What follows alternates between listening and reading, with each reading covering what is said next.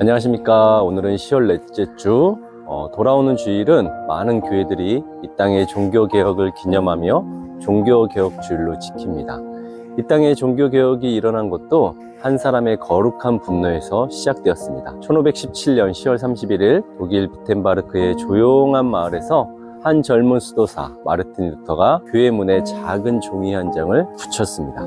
그것은 단순한 문서가 아니라 그 시대의 더럽고 추악한 교회의 부패와 거짓을 향한 하나님의 진리를 되찾기 위한 외침이었습니다. 당시 교회는 돈으로 죄의 용서를 사고 파는 면죄부 제도로 병들어 있었고, 사람들은 복음의 참된 의미 대신 제도의 안락함에 취해 있었습니다. 돈만 있으면 죄를 사함을 받을 수 있었고, 돈 없는 사람은 죄를 지어도 면제받기가 어려웠습니다. 지금 생각하면 너무 기가 막히지만 그때나 지금이나 그런 일들은 형태만 다르지 곳곳에 암암리에 일어나고 있는지도 모르겠습니다. 있는 사람들은 얼마든지 죄를 지어도 풀려나고, 없는 사람들은 죄의 짐을 이렇게 무겁게 지고 살아가는 모습들 말입니다. 그러나 루터의 마음속에는 세상을 향한 분노와 하나님을 향한 뜨거운 사랑, 그리고 거룩한 분노가 같이 있었습니다. 그는 오직 믿음으로, 오직 은혜로, 오직 말씀으로라는 복음의 본질을 다시 세상에 선포하며 그것이 구원의 진리임을 확신했습니다. 루터의 분노는 파괴적인 분노가 아니라 진리가 왜곡된 현실에 대한 슬프고도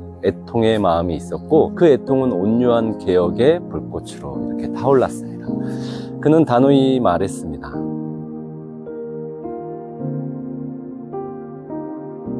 이 한 사람의 한 걸음이 거대한 종교개혁의 도화선이 되었고, 그것은 교회가 인간의 힘과 제도가 아닌 하나님의 말씀과 성령의 능력으로 다시 세워져야 함을 일깨워 주었습니다.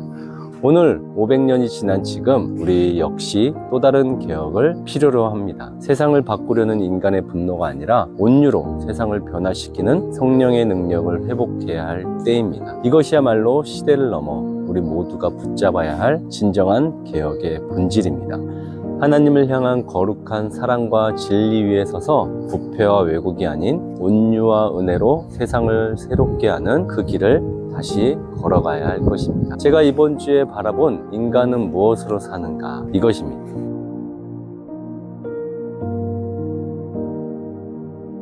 한국 사회는 오늘날 분노 사회라 불릴 만큼 다양한 영역에서 감정의 과열과 충돌이 반복적으로 이루어지고 있습니다. 서울 한복판 시청 앞 광장은 이제 시민을 위한 공간이 아닌 정치와 이념, 서로 다른 사상들과 각종 시위로 얼룩진 집회의 장소가 되었습니다. 그리고 자신이 옳다 하며 여러 다양한 자기 색깔들을 가지고 나와 서로를 향해 이렇게 분노의 깃발을 흔듭니다.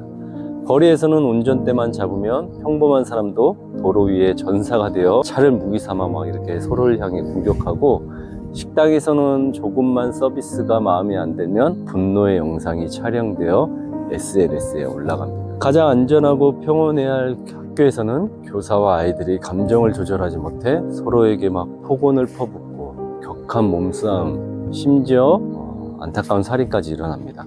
직장에서는 감정 노동이 하나의 직업병이 되어 더럽고 치사해도 참아야지 분노를 억누르지 않으면 사회생활을 할 수가 없습니다. 사랑을 말하는 종교인들 역시 자신의 분노 지수를 들키지 않으려고 애를 쓰며 살아갑니다. 명절만 되면 뉴스에도 반복적으로 나오는 가족 간의 폭행, 유산 다툼, 고부간의 갈등, 분노를 참지 못한 참담한 이야기들이 빠지지 않습니다. 온라인 공간도 예외가 아닙니다. 정치기사 댓글에서는 극단적인 진영 논리가 팽배하고, 어느 쪽을 비판하든 반대 진영에서는 격렬한 반응에 휘말리기 쉽습니다. 특히 정치 관련 유튜브는 자극적인 콘텐츠를 통해 사회 불신을 부추기고, 특히나 어른 세대들은 유튜브를 통하여 한쪽의 정보만을 얻으며 알고리즘을 통해 사람들의 분노를 돈으로 바꾸어 온라인상에서 장사하는 이들에게 이용당하고 있습니다. 현실 정치는 말할 것도 없고 이제 막말은 잠깐의 해프닝으로 끝나며, 최근에는 외교와 국민 안전 문제에서도 분노는 사라지지 않습니다. 외국에서의 나치 감금, 또 한미 관세 협상과 같은 국가적 혈안은 여야 간 치열한 공방으로 이어지며 국민의 감정은 쉽게 들끓습니다. 가족 간 갈등, 세대 간 불신, 기득권에 대한 분노도 여전히 한국 사회의 곪은 상처로 남아 있습니다. 심리학자들은 분노를 정신 건강의 한 영역에서 가장 다루기 어려운 감정 중 하나로 봅니다. 분노는 인간이 자신의 경계가 침범당했음을 알리는 신호이자 부당함에 저항하는 방어적 에너지로 작동합니다. 그래서 건강하게 표현된 분노는 내면의 상처를 드러내고 관계를 회복시키는 계기가 되기도 합니다. 하지만 조절되지 않은 분노는 완전히 다른 얼굴로 돌변합니다. 이를 내면화된 분노라고 부르는데, 이 분노는 시간이 지날수록 불안, 우울, 중독, 폭력성으로 변합니다. 그래서 정신의학은 말합니다. 분노는 억누르지 말고 인식하고 다루어야 한다. 즉, 분노는 없애야 할 감정이 아니라 잘 관리해야 할 감정으로 보고 있습니다. 쌓아두면 언젠가 폭발하니까 가지고 있지 말고 흘려보내야 한다는 거겠죠.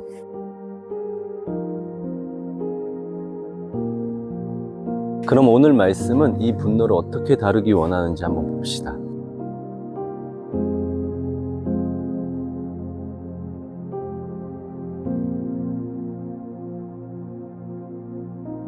바울은 분을 내어도 죄를 짓지 말며 해가 지도록 분을 품지 말라라고 권면합니다. 이 짧은 구절에 분이 2번 나오는데, 앞에 나오는 분에 해당하는 헬라어 동사 오르기제스테는 그냥 순간적으로 욱하는 짜증 같은 겁니다. 예를 들어 누군가 부당하게 행동했을 때 순간적으로 느끼는 감정입니다. 2번째 분은 명사형인 파로기스모스는 단순한 순간의 분노가 아니라 마음속에 오래 남아 고집스럽게 품으면서 악감정이나 원한으로 발전하는 상태를 말합니다. 진짜 화죠. 무엇을 알 수 있냐면, 성경에서는 분노 자체를 금하지 않으며 분노의 감정이 인간의 자연스러운 반응을 인정합니다.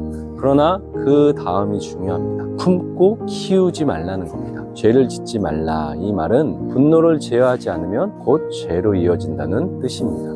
즉, 분노는 허락된 감정이지만 방치해서는 안 되는 감정이라는 것입니다. 가지고 있지 말고 해소해야 할 감정입니다. 따라서 오르기제스테가 파로기스모스로는 자라지 않도록 분노를 어떻게 다루느냐, 그 분노가 죄가 되지 않도록 절제하고 관리하는 것이 신앙인의 과제임을 강조합니다. 분노 자체를 금지하는 것이 아니라 분노로 인해 죄를 짓거나 파괴적인 방향으로 흐르는 것을 경계하는 겁니다. 성경 속 인물도 한번 살펴볼까요? 다윗이 블레셋을 물리친 후 여인들이 사울은 천천히요 다윗은 만만히로다 노래하자 사울의 마음에는 분노와 시기가 가득 찼습니다. 처음엔 사울도 오르기제스테였다가 시간이 흐르자 파로기스모스로 바뀐 거겠죠. 사울은 분노를 다스리지 못해 창을 던지고 평생 다윗을 추적하며 인생을 소모하고 맙니다. 그 분노는 결국 하나님과의 관계를 무너뜨렸고 왕위와 영광도 잃게 되어버렸죠. 분노와 혈기의 단골인물 가인도 자신의 제사보다 아벨의 제사가 받아들여지자 얼굴이 변하고 분노로 변했습니다. 하나님께서 죄가 문에 엎드려 있다고 경고하셨지만 그는 분노를 제어하지 못했습니다. 결국 그 분노는 동생을 죽이는 살인으로 폭발했고 그는 하나님의 얼굴을 피하며 평생 유리하는 자가 되었습니다. 분노는 관계를 깨트리는 것은 물론이고 하나님과의 거리마저 멀어지게 만듭니다. 분노를 다스리는 가장 좋은 방법은 사실 복잡하지 않습니다. 성경은 심리학보다 더 깊이 인간의 마음을 알고 계신 하나님의 말씀이기 때문입니다. 그래서 우리는 그 말씀을 믿고 그대로 따라하기만 하면 됩니다. 오늘 본문 하반절에 뭐라고 합니까? 해가 지도록 분을 품지 말라. 이 말씀은 단순히 화를 빨리 풀라는 도덕적 조언이 아닙니다. 감정은 반드시 시간 안에서 해결되어야 한다는 영적 경고입니다. 하루가 지나면 해가 지듯 우리의 분노도 자기 스스로 제어가 안 되는 사람들은 그날의 햇살 안에서 하나님께 맡겨야 합니다. 그렇지 않으면 그 분노는 밤을 지나 마음의 어둠으로 번지고 결국 영혼의 구조를 병들게 만듭니다. 하나님은 우리가 화내지 말라고 하신 것이 아니라 분노의 시간을 길게 붙잡지 말라고 하셨습니다. 왜냐하면 오래된 분노는 결국 원망으로 변하고 그 원망은 사람들과의 관계는 물론이거니와 하나님과의 관계마저 갉아먹기 때문입니다. 그래서 성경은 이렇게 말씀하십니다. 오늘 분노를 하나님께 맡기라. 내일로 넘기지 말라.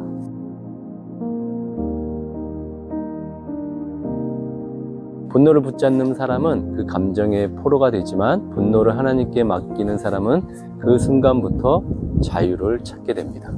분노가 올라오면 무엇으로 불 꺼야 하냐면 온유로 꺼야 합니다. 분노는 자신을 주장하고 드러내지만 온유는 하나님의 성품을 드러냅니다.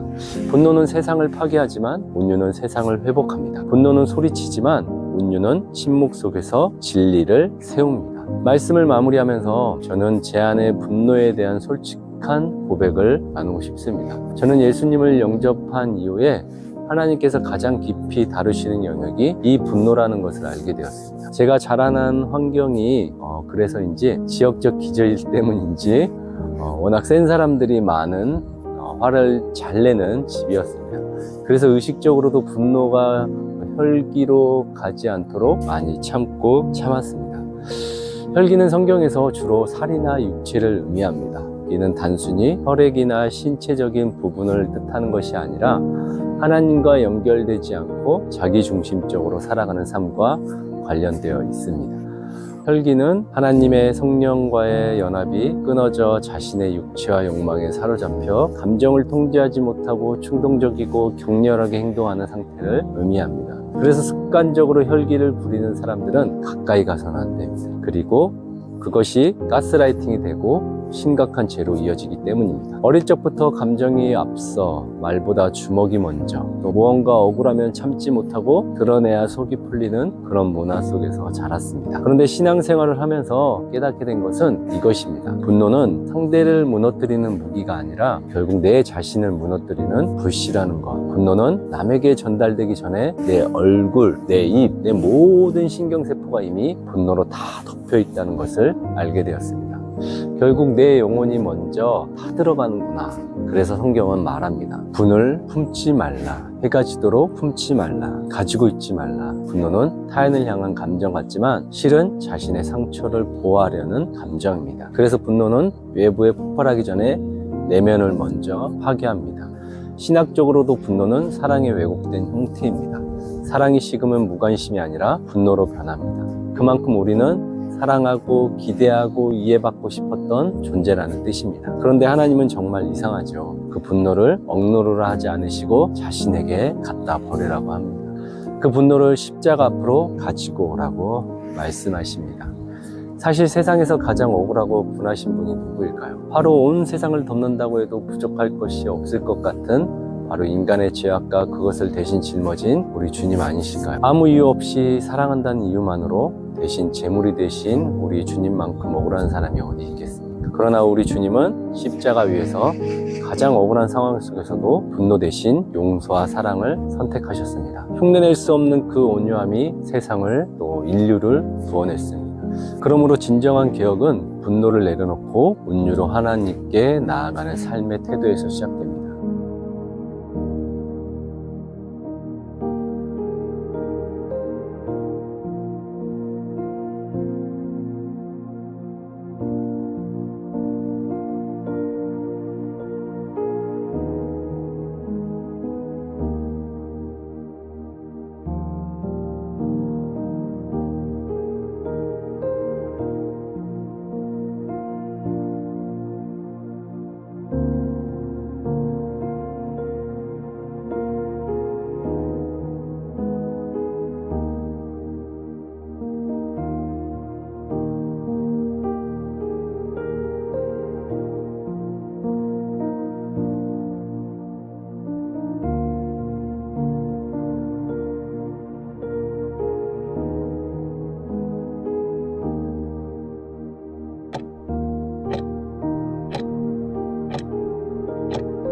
기도하겠습니다.